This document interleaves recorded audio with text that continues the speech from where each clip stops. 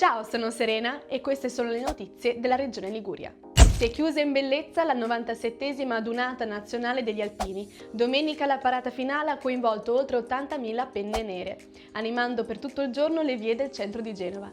Nei giorni della donata, grazie agli alpini e alle loro famiglie, sono state superate le 400.000 presenze in città. La prossima adunata nazionale si terrà nel 2027 a Brescia.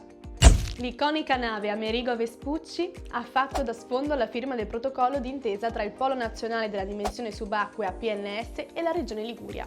L'accordo prevede un impegno finanziario di 10 milioni di euro nell'arco del triennio 2026-2028, con importanti ricadute nelle attività di ricerca tecnico-scientifica nell'ambito della conoscenza della dimensione subacquea e per lo sviluppo di progettualità e infrastrutture sottomarine. Dal 14 al 18 maggio la Liguria torna al Salone del Libro, con oltre 30 editori del territorio e un ricco calendario di eventi e presentazioni.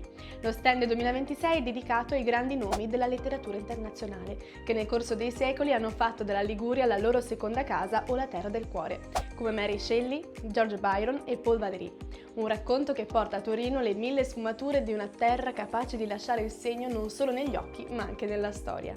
Nuove risorse in arrivo per i percorsi nella natura. È stata approvata la graduatoria del bando Sentieri, che stanzia 1 milione di euro per interventi di manutenzione straordinaria dei percorsi inseriti nella carta inventario della rete escursionistica della Liguria. L'investimento servirà a valorizzare un patrimonio strategico per il turismo outdoor, la tutela ambientale e la vivibilità delle aree interne. Via libera alla procreazione medicalmente assistita PMA di tipo eterologo nei centri sanitari liguri accreditati. L'avvio dell'eterologa si inserisce in un piano strutturale di potenziamento della rete ligure per la fertilità. L'obiettivo è garantire il diritto alla genitorialità direttamente sul territorio, offrendo alle coppie residenti in Liguria la possibilità di accedere a tecniche avanzate di PMA senza dover affrontare trasferimenti fuori regione. Rimanete aggiornati sui nostri canali social.